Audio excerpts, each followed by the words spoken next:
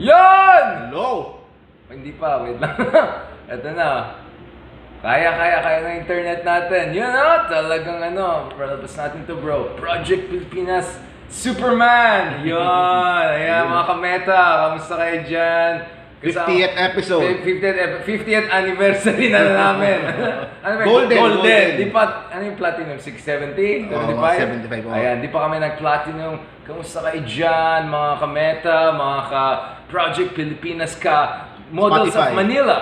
Yeah. Yan, yun talagang kanina bro. Talagang, andito kami sa pwesto ni Parang Mark. May mga nakita tayong mga Puerto Ricans, Despacito people. Wala, iba talaga ipopost natin mamaya. Anyways bro, it's so good to see you again for the first time since May din Malacanang. That's August, no? So, 2 months na, no? 2 months na bro. Kamusta ka naman bro? I mean, napansin ko, sumisikat talaga tayo bilang vloggers of Manila. Nag-expand. Aside from politika, yung sports is taking off. Exactly. So kanina, you met yung isang player ko. Tapos, so ibang audience naman kasi yun, basketball naman. Correct. So, hindi naman politika. Puro mga bata naman yun nanonood sa amin. Stick na Toxic pa din, pero ibang kind ng toxic. Suntukan lang naman sa dulo, pero wala nang mastusan.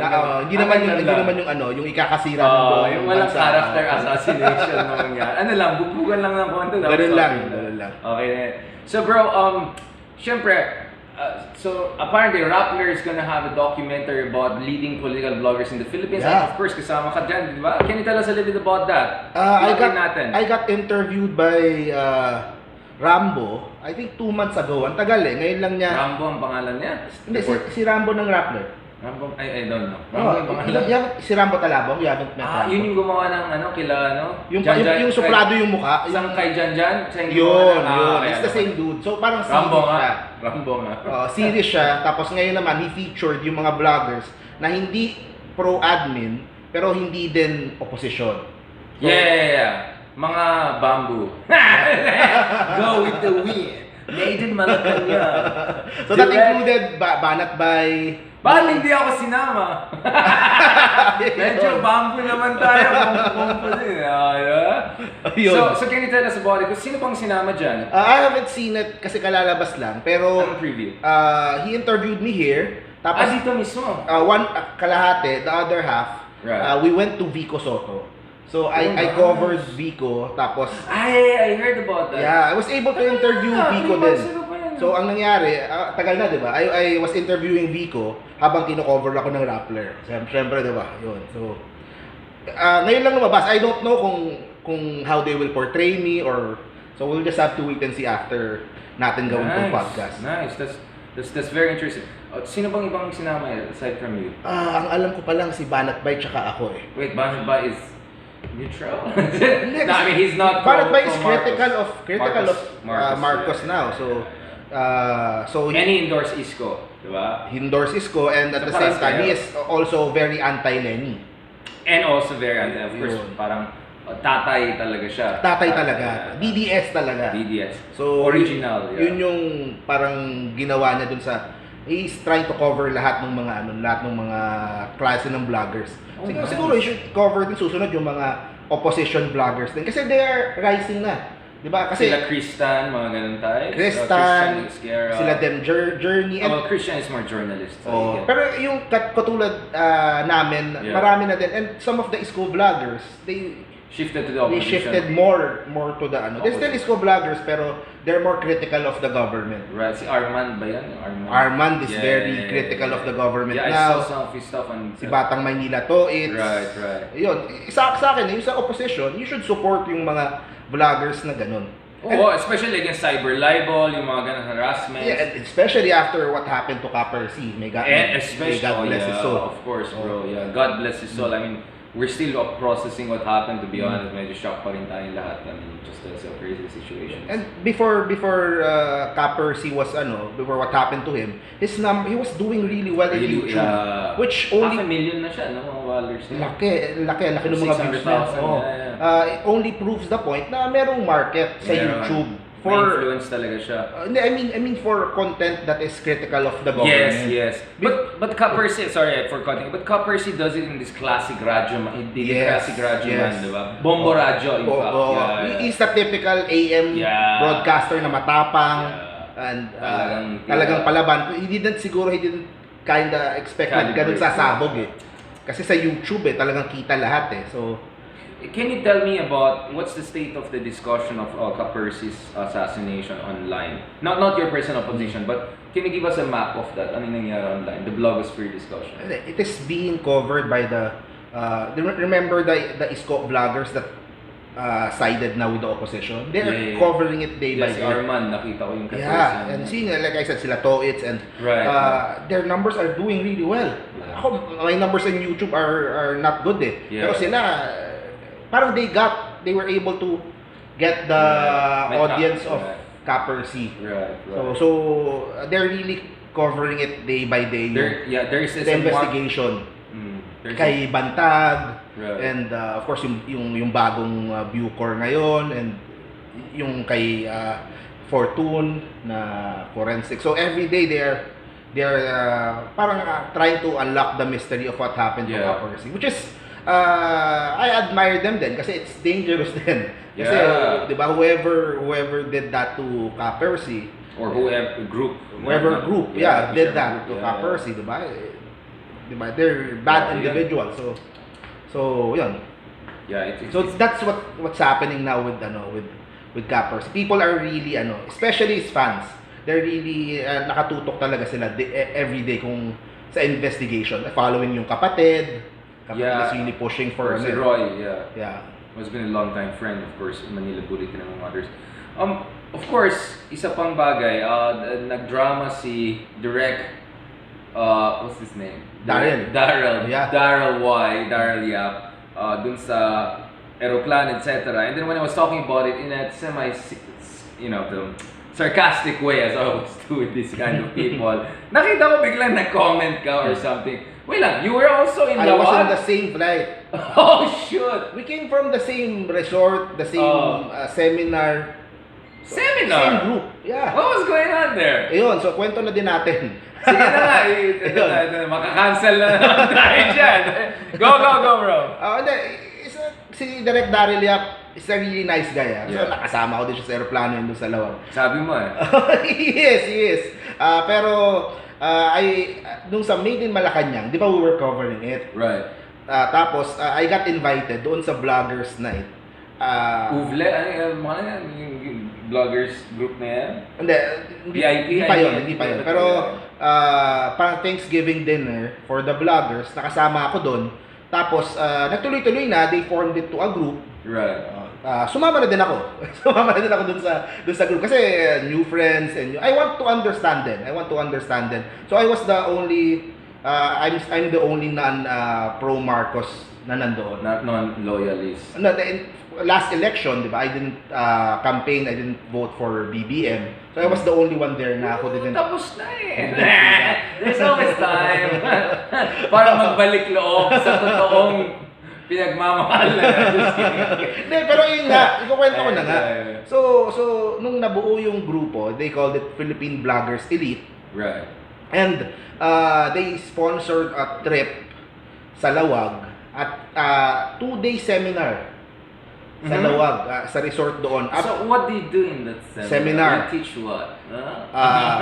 Editing, cinematography, vlogging. Pero kasi before Darryl Yap was this controversial director, he was an artist? He was yung sa Vincentiments, which is the most successful. Sino ba yan? Vincentiments is, they became famous online. Group sila. They're kids from Olongapo. Si Vincent is yung kanyang cinematographer. Tama ba? Tama kanyang cinematographer and siya yung director. And they started making viral videos, short videos. Si Kapitana, yung parang barangay captain na nanampal pag wala. So, they made a lot of viral videos and they grew their YouTube channel to millions of subscribers. Vignette style. Nung 2019 elections, meron lang mga videos sila na with a few senators, ganun. Yeah. Pero they went all in nitong 2022. Right. With the Len series, with the... Yeah, so they're behind it. Yeah. Yun. So, yun, sila Juliana Pariscova, di ba? So, si Juliana, si Direk Daryl, tsaka si Aimee, si Manang Aimee, Senator Aimee, I call them the squad. Sila yung mga main characters doon sa mga videos nila. So after nun, yung they're so nice to you, no? mababait naman kasi sila. They're nice to me. They're nice to me. So pumunta kami sa Lawag. So the first 2 days was a seminar with videography, yung editors nila, yung ano nila, really productive naman. The following day, we went on a Ferdinand Marcos tour in Lawag. Oh, wow. From his birthplace sa Sarat to yung saan matagal yung body niya, the Marcos Museum, Malacanang of the North. So I immersed myself. Convinced ka na. Sa Marcos. Graduate ka na. May certificate na kayo. Certified loyalist. Ayun. So I immersed myself doon. So to try to understand where they're coming from, where they're so. Of course. Yun. Ikaw, you're familiar with that. You have I'm from Ilocano roots. Alam mo na yan. So, ayun. So, on the way home, yung mga kasama ko, nakabus kami. Pero kasi, ayoko na magbus pa uwi. Kung nag-aeroplano ako pa uwi, nakasabay ko si Direk Daryl. Doon nangyari yung sapal na reklamo niya. But I was in front so I didn't... Kasi, nagmamarites yung mga nandun sa aeroplano? Nabasa ko na lang dun sa post niya. I didn't know nga. Kasi magkakasama sila ako kasi naisingit ako sa harapan. So I wasn't able to see lahat. So, wait lang. Pero yung grupo na yon, yung Philippine Vloggers Elite na grupo na yon. Vloggers Elite? Yeah, which is led by Daryl, tapos led by Senator Aimee. So, ang direction niya is for the next 2 movies ni Daryl. Oh wow, so trilogy. Yung the next one about Ninoy, yung Martyr or Murderer. So that's going to be heavy. Sure. Coming out sa Feb People Power Anniversary. Next year? Next year. Oh, so tapos na, prepared na. No, hindi pa gagawin pa. Paano siya lalabas by February kung hindi pa tapos ngayon? Mabilis lang silang gumawa. We're still 3 months away. Ano yung vlog lang yung gagawin niya? 3 months. Ganon. Ganon kabilis. And I think that would include the oh my goodness. Gera yun, Gera. They showed us yung Sarat Church That would include the wedding scene of Irene and Greggy. Oh. So yung parang bongga na wedding. But, Bongbong was not portrayed very well, no? In Made in Malacan, will he have a better cameo or at all? Baka doon sa part 3. Part 3. Kasi yung pagbabalik nila parang gano'n. Yun. So part 3 is about their time in Hawaii naman. Oh, so matagal lang usapan to. So yung exile nila, nakawawa sila amidst all the luxuries and decadence. Kawawa naman sila. So yun. Kawawa. So yun yung part 3 doon. Bring your tissue papers and all. Baka nakakaiyak na naman yung royal exile ng mga Bourbons ng the Philippines. Kamusta naman yung VIP? Parang nagkakalat-kalat na yung UVIP. Ano nangyari doon? Gulo din yan, mag-comment Ang gulo na. Don't say your personal opinion, just like analyze the situation. What's going on? Yun nga they got affected nung buong away with Vic Rodriguez. So yun yung... na-road tag sila? Yun yung nangyari na. Na-road tagging? Some of their leaders kasi were identified. Very close to Rod. With Vic pala. With Vic. Tapos yung si Maharlika and yung buong away na yun. So medyo na sila. Where's that going? Like there was very nasty fights between Maharlika and some people, no? So Nieto natin yung natak nila, di ba? Si RJ. Si Thinking Pinoy, So last month it was really heavy. It was really talagang toxic talaga. Pero it nag-subside. Pero nandiyan na siya. The fight is there. The battle lines have Maharlika, one of the fiercest loyalists sa YouTube. Before, ever since nakakatakot makaaway yan kasi grabe tumalaki. Sila ni Banagbay, di ba? Talaga away sila. Talaga, pero ngayon, she is critical of PBBM because of Rodriguez. And yung tinatawag, she calls it BA, babaeng ahas. Okay. Because of that whole issue right there. So But how is that working out for their supporters? Hindi ba confusing yan sa mga supporters? Hindi, kaya I'm saying sa vlog ko, kasi sa vlog ko, I'm trying to show naman the positives na nagagawa nila. But I'm always critical na they can't communicate sa public yung mga positives na nagagawa. Yeah, kasi puro mga bardagulan. Kasi nakukumpara sa panahon ni Tatay Digong when the DDS was solid. Yeah. Di ba you go after any one of them? Yeah, they'll come all after you. They'll come all after Now, you. hindi na. Ngayon hindi eh. Sila nag-away civil war. Yun ang problema. Yun yung nangyari dito kay Maharlika. Kaya ako, Walang problema. It's a good thing. It's good for democracy, right? More plurality, more voices, right? Hindi, I mean, sa kanilang kampo, for them. So, yun ang talaga nagiging... But we saw that coming, right? Last year pa lang, diba, middle of last year, before the presidential election started, you and I were very carefully watching where's this Duterte Marcos fault lines going because Sara and BBM... That's the thing nga, the DDS are just watching. Yun ang wala ngayon. The DDS are not fiercely defending Marcos, PBBM. Basta they would go bash Leni, ganito, bash Kiko, bash Shell, but in defending Marcos, hindi ganun. Parang they're just... Parang ngayon iba na. Critical na. Hindi, they're just parang hindi sila Hindi katulad nung panahon ni Duterte, talagang you go after any one of them. They all come back at you. And of course, si Attorney Trixie pa, di ba? Yeah. Who is one of them. One of talagang isang main voices ng DDS. So, everything is still... Is Trixie back to blogging now? What's she doing? she's back sa radio show niya. Oh, sa Karambola. Karambola. Trixie din is really nice din. Bait din si... Of course. Si Attorney Trixie. They're all nice.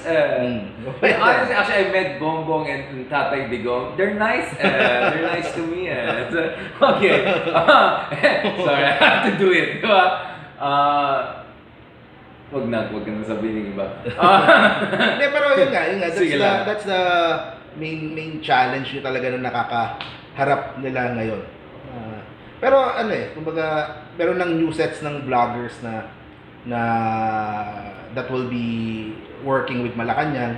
So you will see them in the coming weeks and months. So sila na yung magko-cover sa ginagawa ni PBBM. But definitely sa communications, they need a Harry Roque. Yun ang kulang. Actually, Harry Roque can come back next year, right? Yun. He could be the next presidential spokesman. Mm. I won't be surprised. He can come back nga ngayon as an advisor, di ba? Pwede naman. He's already a legal advisor sa ICC. Para he can speak. Yun ang kulang. Yeah. No one, di ba parang yung kay Direk Paul Soriano, hindi mo alam, iba pala yung trabaho niya from... Yeah, and Paul Soriano is not the guy on the front. No? He'll do it behind he's really the behind the scenes guy. You need someone na taga-explain. Yeah. A top dog also. Yeah. No, although... Not really a top dog. More of... Spin doctor. I had to say. Sorry. Spin boy. Medyo apologetic na way na parang basta nade-defend yung parang mas na-highlight yung positive side. Were you surprised by Vic Rodriguez's departure this early? In retrospect, parang weird, no? Kasi nung start pa lang ng PBBM na admin, they were starting to attack him na eh. Yeah. So nung time na yun, I was saying sa vlog ko. Pastrana pala. Parang yung umaatake dyan, hindi pwedeng sila lang eh. There are forces behind Yeah. Diba? So, it looked like a big fight inside. Pero have you seen yung video ni Attorney Vic a few days ago? He was back. Oh wow, what's he doing? Nag-greet lang siya na sa undas, take care, ganyan, sa mga sasakyan. So, greeting lang. Tapos he said na he will go around the country to meet with yung mga supporters ng election. That's weird. What is he trying to pull off? Yun ang hindi pa din nakapasa. Group, ganun, kung saan siya. Kung is he still loyal to PBBM or may sarili siyang plano. But definitely yung kanyang lakas din naman is galing din naman from the support. Yeah, exactly. I mean, it's Marcos. Yun nga, and I wonder how President Marcos will, respond to these kinds of situations. Parang weird yun faction. In fact, I saw some of the other DDS bloggers taking Rodriguez side, diba? DDS, hindi BBM people. Like, I think one came up with the term rod tagging, right? Yes. So what's going on there? Ayun pa, hindi, syempre factor din nga dyan si Attorney Trixie eh. Si Attorney Trixie is DBS din eh. Yeah. And Attorney Trixie, ang chismis is natanggal kasi because of the association with Vic. So, yun ang complicated pa eh. So, sa akin lang, Malacanang needs to parang double their efforts para ayusin yung kanilang mga vloggers and if they want. But there's also Sara Duterte as the vice president there, right? So what's going on there? What's the state of discussion on blogosphere as far as Sara Duterte? Ito, may sasabihin din ako sa audience, sa mga nanonood na live. Okay? Kasi ito, yung vlog ko kanina, para i-clarify din, si Sara, kasi ang parati ko nababasa is yung thoughts and prayers. Na puro yun lang yung ginagawa ni Sara. Right. Pero hindi, gumawa ako ng vlog kanina na hindi totoo yun. Kasi meron din siyang relief operations. Kaya ako nalaman, kasi her office ng relief operations is malapit sa bahay ko. So I pass by it every day. Sa QC dito. Sa QC sa Banawe. So, pag pumunta ako, every may calamity, pupunta ako doon, mangangamusta ako. And they were meron silang mga relief goods, bigas, food. So meron naman. So hindi naman puro thoughts and prayers lang. Pero ang napansin ko kay Sara, she doesn't want media coverage. She doesn't want vloggers. She doesn't. So yun nga eh. Like I wonder what's going on with the Sara team, right? Yun nga eh. Parang Tatay Digong was very blogger. Oo. Magnet, diba? Kay Sara, it comes from her mismo na she doesn't want to. That's interesting. Diba? Kasi nakita ko din naman mismo, yung mga food packs, yung mga donations, yung mga relief goods, but walang media coverage, hindi ko pwedeng kunan. Oh, that's interesting. Why would you think so? Bakit kaya? Maybe she doesn't need it. Ganun siya. I don't know. She's confident. She's confident. Hindi, tsaka it's very far. It's 2028. Diba? She doesn't want to outshine the president too much. Pwede yun. Then that means she's smart. That means she's smart. She's, she's mahusay. Diba? Kasi here's the thing ito din yung kailangan marinig din ng mga viewers na from the opposition. Sara has the Vismin na vote on luck eh. Yeah. If Sara Duterte runs for president sa susunod na election, yung Vismin, yung solid south. Solid eh. Nakalock na eh. So ituloy natin discussion. So pinag-usapan natin bro so far yung state of affairs sa blogosphere, yung fault lines, potential fault lines. We also talk about a little bit Sara Duterte. She's very confident that dahil may solid south siya, she doesn't need to overshoot on any front. She can take things slow. Yeah, exactly. Now, ano naman nung you were saying something about opposition bloggers and all. Can you talk about that a little bit? Like, are they getting, you think, getting more traction, getting braver, getting more solid also on their front? Kasi yun ang point mo parati, di ba? Nawala eh. Before wala eh. Kapos, di ba? Ngayon dumadami na. So, nakikita nila na it's very lucrative din eh. Yun ang sinasabi ko last year. The incentive system. The incentive is very big eh.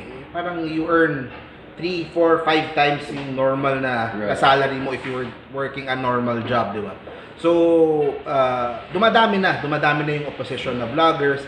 They're getting more critical. Minsan ako yung inaaway. Minsan, yung some of the Iskonian vloggers, nandun na din sa opposition. They're very critical of the government. So, lumalakas na. I think, kailangan suportahan. Yun ang sinasabi ko sa mga kaibigan ko na Pinks, kung meron kayong mga vloggers, supportahan nyo. Diba? And try to watch their content or share or kung ano man. Kasi para at least naririnig parehong sides. Naririnig. Sino yung mga vloggers from opposition who are making more traction now? Feeling mo gamay na nila, they're getting a hang of it. Si Kristan parang hindi na nga masyado eh. Nakikita ko yung umaaway sa akin si Dem Josh, yun.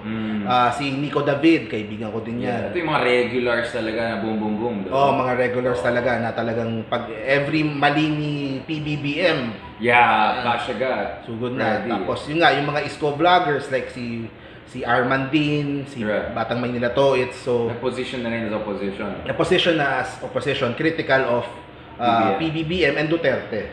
Right. So, interesting. Sila yung, and they're taking after nga yung iniwanan ni Ka Percy. Because there's a big audience in the Philippines who wants that kind of voice also. Yes. Oh, kasi kita naman sa last elections kung gaano kadami, 'di ba? Who voted for Leni. So, yung mga iba doon, nanonood sa 15 million is a lot of people, right? Even if you know, so yun yung point siguro na parang get out of your echo chamber. Yeah. Na wag to a different echo chamber. To a different a bigger platform. echo chamber. To a different. Hindi, pero kasi if mas maraming views yung video, mas share ni YouTube, mas maraming makakita. Right. So maganda din na marami sa ating kababayan nanonood talaga ng YouTube nila kaysa TV, kaysa Facebook, kaysa, you know what I'm saying, or TikTok, etc. It has a big audience also, no? Yeah. Bro, tanong ko lang, so I've been writing saying a lot about what happened in Brazil. What is the blogosphere in the Philippines talking about the situation in Brazil? Walang nagdi-discuss about sa Brazil. Baka wala ding manonood, baka wala ding interesado. Pero maski ako hindi ko pa natatry. Pero yun nga, I've been following it din, and talagang kasi I didn't like Bolsonaro din, lalo na yung handling niya ng COVID, 'di ba? Brazil was the worst pagdating sa COVID response. And, so I was happy din na itong si Lula was able to win the Pero you were telling me na kasi parang may lumalabas na mga news na Lula din is a little corrupt, gano'n. Hindi ba siya So what happened is that iba yung nangyari sa atin ng Napoles, diba? Dun sa PIDAF. They had something like 100 times worse than that, no? Which involved yung kanilang national oil company Petrobras. And many leaders all across Latin America, even in Peru, etc. naapektuhan. Because Brazil gives aid. They have projects helping other countries. Kasi big brother ang Brazil sa Latin America, together with Argentina and to a lesser degree Venezuela. No? So nadamay lahat ng mga top officials. Dinamay ito. Nonetheless, the Supreme Court, back in 2019, na-nullify nila itong ruling ng lower courts against Lula because yung proseso na ginamit ng mga prosecutors ay biased daw, politically motivated daw. Kasi yung mga lawyers na involved dyan mostly come from conservative background, while si Lola ay medyo parang kalyodi, medyo gano'n, progressive ang background. So, labor leader talaga. Labor leader, yung roots talaga ng Marxist, Leninist background. But again, more like Riza Ontiveros siya kaysa Makabayan Bloc, right? So it's more like social democrat, center-left rather than far-left, no? So hindi siya yung NPA, komunista, gano'n. More like something like Riza Ontiveros. That's the closest thing I can imagine as far as top Filipino officials from the progressive side are concerned. But nonetheless, maraming galit sa kanya kasi tingin nila yung partido niya ay isang threat sa traditional values, conservatism, interest ng business class. Kaya that was struck down. Interestingly, the lawyer that was behind Lula's downfall, Sergio Moro, he got into fight with Bolsonaro when he became the justice minister over issues na mga kaguan na ginagawa ni Bolsonaro. So damay-damay na. Ang gulo na. So, the reason why Lula could run for president, kasi kung criminal ka, di ka na pwede tumakbo you will lose that right. Diba? There has to be presidential pardon.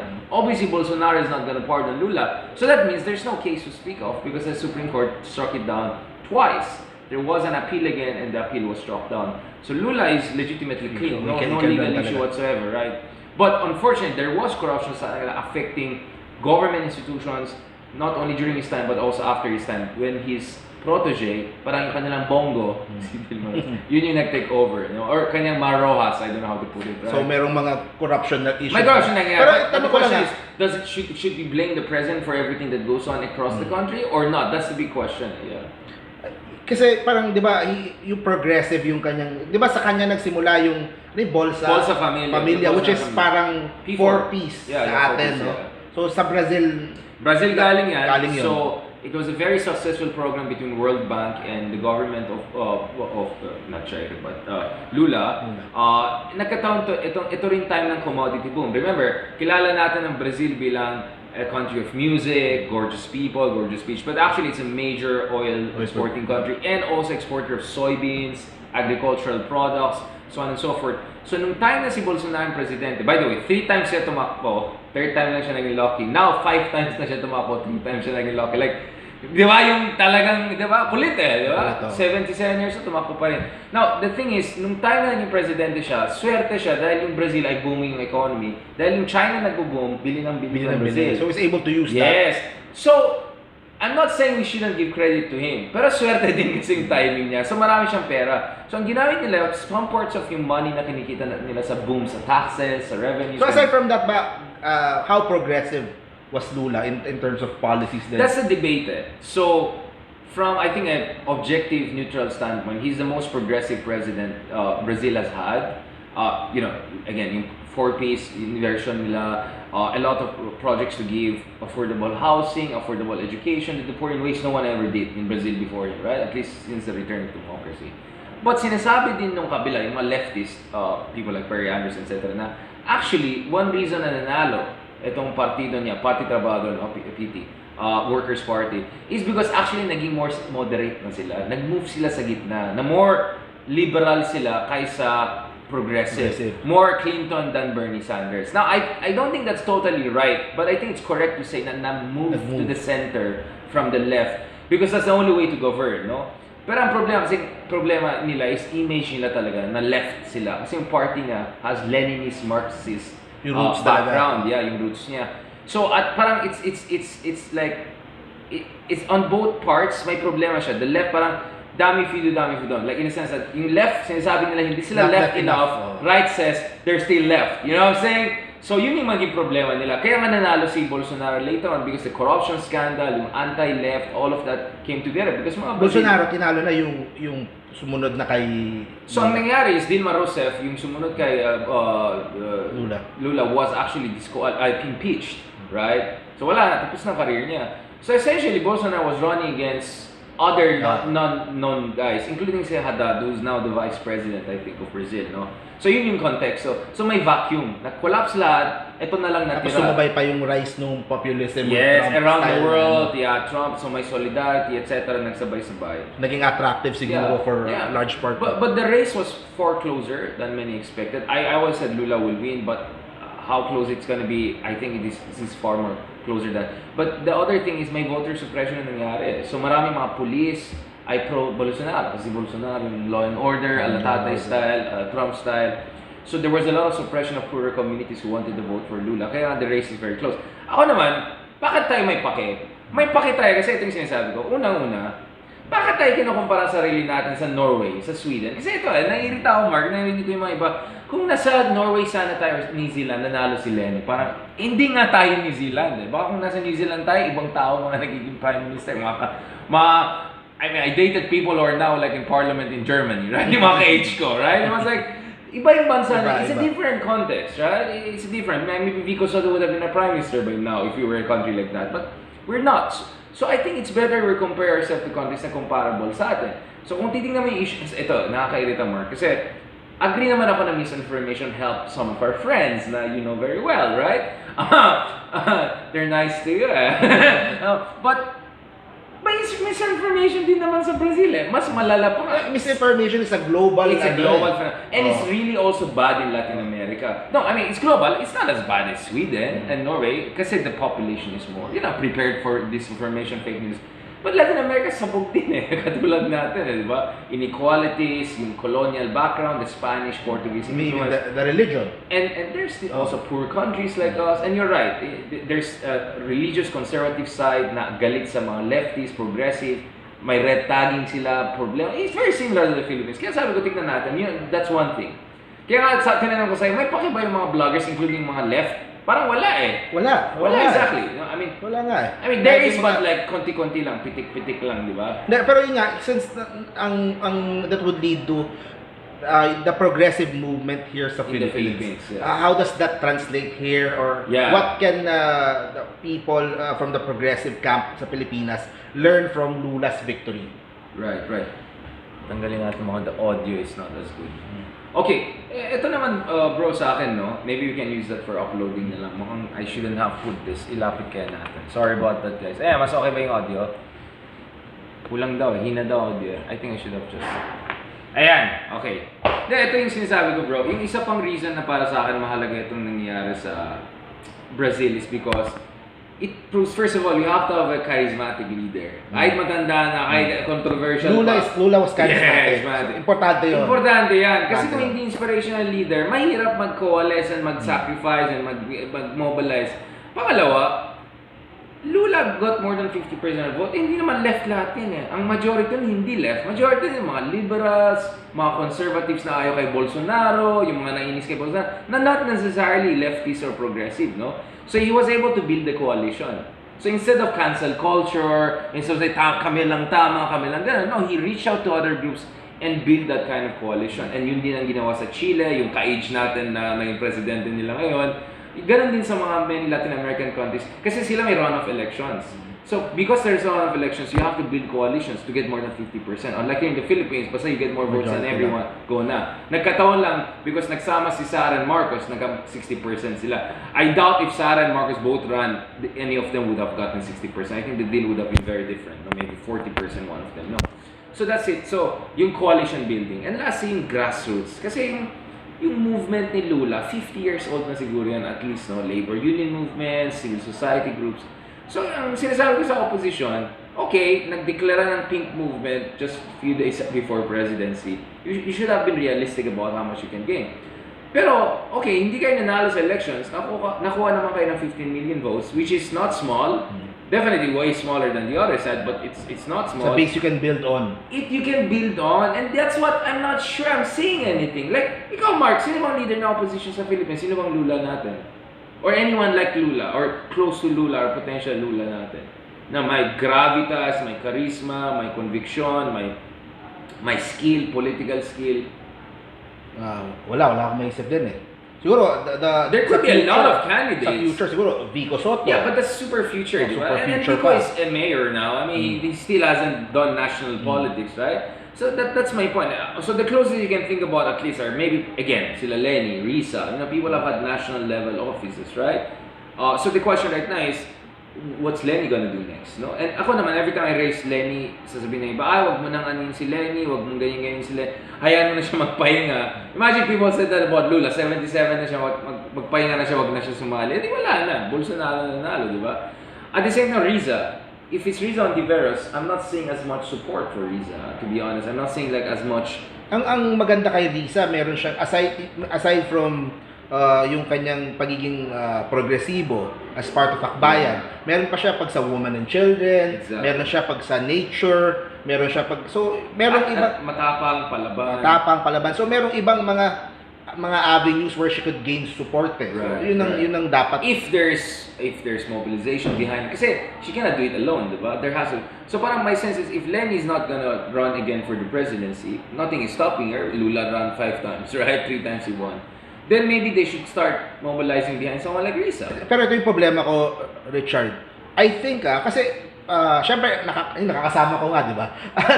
Ang iniisip pa rin everyone from the admin side, Leni will still run. She will run sa 2025 for senator, she will win, and then 2028 siya pa rin. So yun ang everything, lahat ng pinaghahandaan on the admin side is nakatutok pa rin kay Leni. Kasi she can say na hindi tatakbo, but that's what she said nung huli. So hindi kaya nakakapigil yung ganon, yung parang cloud of Leni from the opposition choosing new leaders.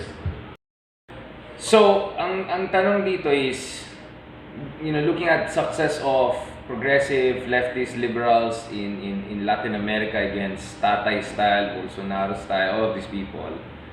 Ikaw sa tingin mo ng lessons sa Philippines, what kind of coalitions could be built here in the Philippines na realistically could give them a chance? Because if, as things stand, Sara Duterte is almost certain to be the next president, and then who knows, right? It could be a very long-term process, and magiging permanent na yung opposition, if there'll be any opposition in any sense of the word. So, speaking of course, we said, we talked about the case of Brazil, that, Lula's 50% plus, it was not just left. There was liberals, even conservatives for them. What do you think for the Philippines? Yun nga, kinakwento ko sa'yo kanina. May nakausap ako sa comment section mo. Yeah. Kasi nagko-comment ako minsan, may mga sumasagot. Yeah, so, what did I mean pag nung sinabi nung coalition building? Sino? Kanino makikipag coalesce itong opposition? So I said some names. Medyo hindi nila masikmura yung mga names na nasabi ko. So I said for example, the Cayetanos, the Binays, the Pimentels, the Tulfos. Yeah. The Tulfo, napakalaki. So ang daming mga political families or na maaring hindi mo ka wavelength or hindi mo ka ano, pero you just have to look kung what more in common do you have. Yeah. Diba? Right. And kaya nga coalition building kumbaga Exactly. you compromise you won't always get what you want So yun ang But Leni kind of tried that, no? I mean, not as successful. I mean, andun si Zubiri, andun si Binay, di ba? Doon sa Senate slate niya. Andun si Jesus-Cadera. I mean, it didn't work as well. There were defections, there were issues. But at least there was some initial spark, no, in that direction. So Binay was part of the Leni slate. Jesus-Cadera was part of the Leni slate. Zubiri was. Gordon was, no? Were not necessarily seen as left progressive liberal, right? Yeah. Ano yun? So parang that's a start din. So you build on that din. So you try to go kung sino pa yung pwede mong makuha. Who else is available. So yun ang hindi ka pwedeng mapili So yun ang punto siguro. You work with what you got. You work with what you got. You have to be realistic. Siguro ang sinasabi ko din parate, don't be content with just getting the moral victory pag sa social media. Kasi minsan nakokontento, basta tama ako. Basta kayo mali kayo.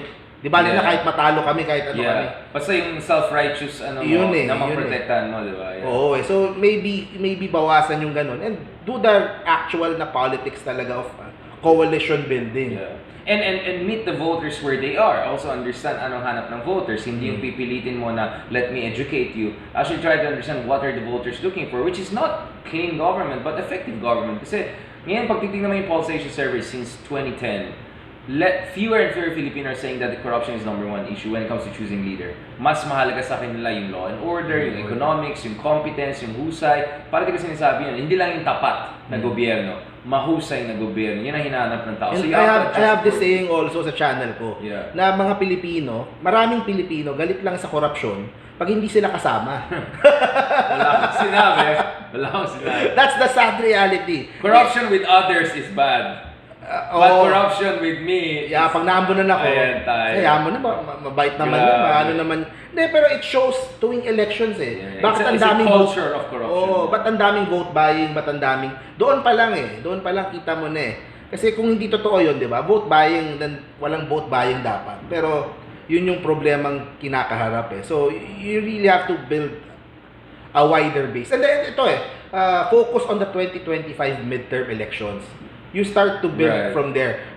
Who will be your mga senador, yung mga mayors, yung mga governors, yung mga congressman. Kasi I always say this, ilan ang congressman na pink ngayon?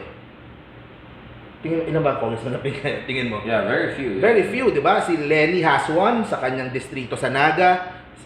Tapos, who else? Yun nga. I mean, head ng Liberal Party ngayon. Si Lagman.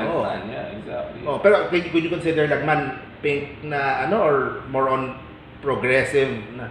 I think it works in both ways. Yeah. Kasi kaya nga, we're talking left liberal, right? Hindi lang left, hindi lang liberal, but left liberal. Left liberal. Yeah. So then you have to support you have to support kung anong meron kayo. Yeah. And then you build on kung saan meron kayo. Kasi ang strongholds ngayon ng opposition side is Bicol and Iloilo. And yun pa rin, interesting. That's another thing Kasi Iloilo is doing really well right now. Yeah, as an LGU. As an LGU, ang ganda. It's a boom place. And the president was there, no? Yeah. For Mascara Festival. In Bacolod. Bacolod pala yun. So Bacolod is sumahabol pa lang ngayon. Sumahabol, yeah. But because they're inspired by what's happening in Iloilo. Exactly. And that is that's from a pink leader, someone na talagang very allied with Frank Drilon. Yeah. Dun sa kampo ng you start to build from there na, 'di ba? Na ano ba what are they doing right sa Iloilo, sa Ilonggo? Yeah. Yun. Pero yun nga, if the pinks cannot solve yung the Bisaya vote going to Sara. Yeah, Bisaya Mindanao vote. That's solid south. Solid south. It's going to be very, very difficult. Mahirap talaga. Yeah. Kasi pupunta lang doon si Sara Duterte sa Cebu, sa Mindanao, magbibisaya lang siyang ganun. Wala, lahat boboto na siya. So, yun ang... The same way Marcos in Ilocano speaking areas. So pero yun Ilocano. Pero, kumbaga, in terms of sa dami, mas marami yung... 40% ang Bisaya. Yeah, di ba? They're the biggest ethno-linguistic group. Yeah. Yun you get that. Tapos na laban. It's gonna be very, very difficult. So yun So that's what I'm saying. Maybe prepare for 2025, but also really have your eye on getting 34, right? I mean, by that time the Vico Sotos are gonna be in the proper age. I mean, because that's essentially how it works in places like Georgia, right? Stacey Abrams worked for it for 10 years until na-flip niya in Georgia from Republican to blue, from red to blue, right? So sometimes it takes a decade, but the work has to start today. You cannot start 3 years, 5 years from now. It should be trial and error eh. Kapag yung isang strategy doesn't work, do something else. Right.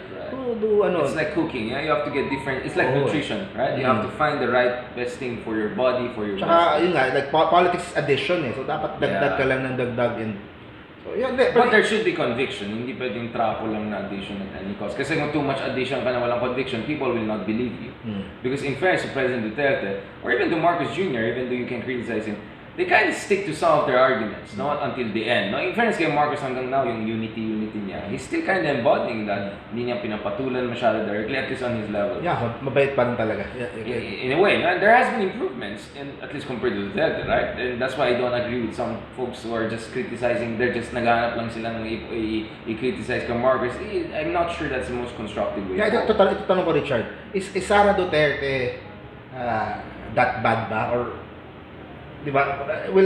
Kumbaga, Sara Duterte ba, will it be an improvement from what we have now or sa tatay niya? Well, is it really that bad? No, I think people think that Sarah would be an improvement on his father, but I think there's some people who think that still a Marcos could be better than any Duterte there, because you know what I'm saying. Like that kind of debate is still going on. But for me, Sarah she's for the first time like a national politician, national level.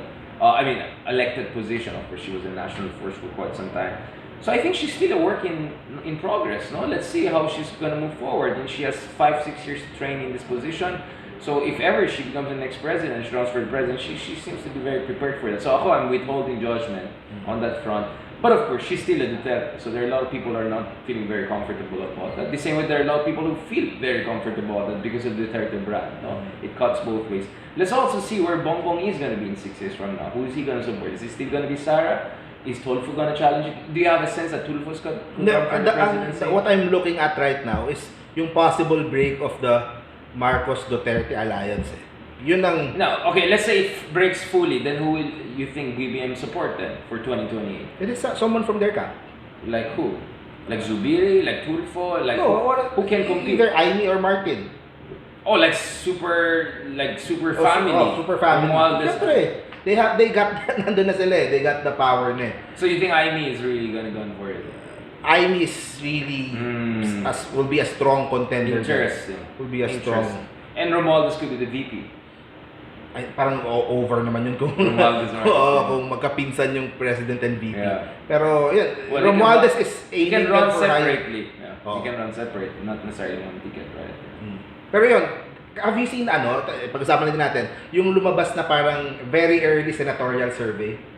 Have you seen that? 2025? No. 20 Pulso ng Pilipino yung name. So I'm not sure of the credibility. Pero yung mga kasama doon. So Aimee was number 1, Bongo was number 2. Bongo? Number 2? Yeah, number 2. Tapos si Pia Cayetano was number 3. Puro mga incumbent. Mga incumbent. Tapos si Francis Tolentino number 4. Leni was number 5. Leni's 5. Pacquiao was 6.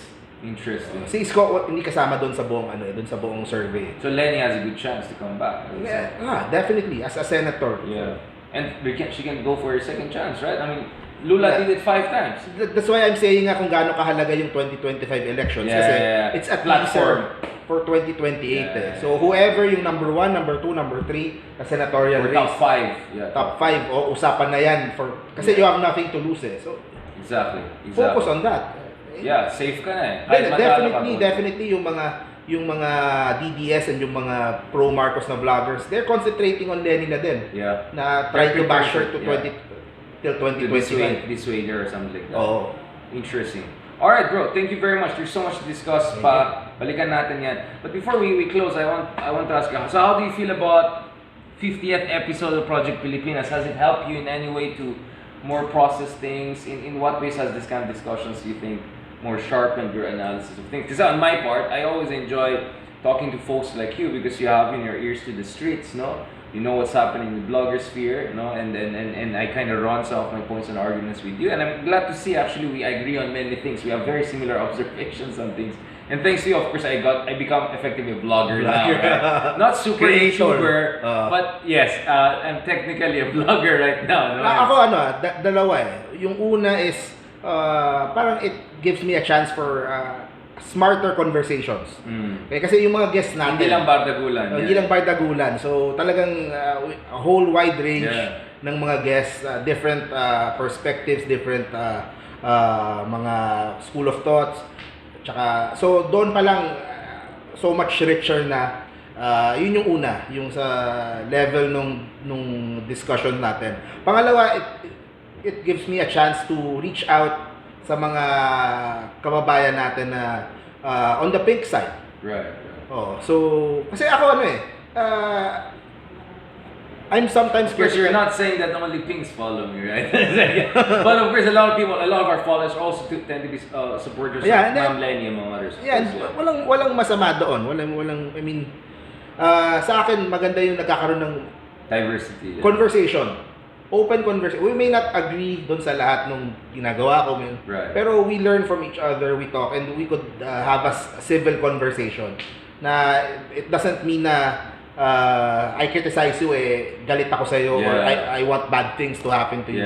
So, in the end, gusto natin, we all want this country to succeed. And naniniwala kasi ako na we need every single camp coming together towards the same goal. Para check and balance na din, and then symmetry there. So we could have better Pilipinas. Kaya Project Pilipinas. Yeah, by the way guys, ito yung shirt namin. Yan. So may giveaway tayo, di ba? Oo, mag-giveaway tayo. Di pa kita binayaran, but i-Gcash ko pa. So mag-giveaway tayo siguro sa next episode or something, mag-raffle tayo. Kasi today, I know, medyo late na. Lampas na 9 p.m. But please tune in because we're gonna do a raffle of some of our t-shirts. Anong sizes meron tayo? Small and... medium and large yata. Large.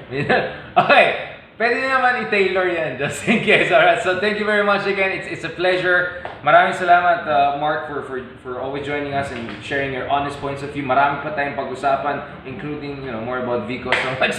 But maybe next episode. So thank you so much sa lahat ng mga supporters natin, followers ng Models of Manila, Project Pilipinas, mga kameta. I really appreciate it. And please, don't cancel me, don't cancel him. We're just here to share points of view, and ayoko kasing echo chamber. One thing I like about talking to Mark, talking to people I interview from different sides, officials, I interviewed Ma'am Carlos, etc. We do this because at the end of the day, that's the only way, really, to elevate the level of discourse. At the end of the day, kababayan tayo. We're one country. We're not enemies, no? We're rivals sometimes, but we're not enemies. And yun ang gusto ng mga kalaban natin na yung mga dayuhan, nung gaway-away tayo na parang end of the world. Now, ewan ko dun sa bardagulan ng iba, pero kami ang bardagulan namin, ganyan lang. Mabait kami magbardagulan. So, thank you so much. Is there any message you want to say?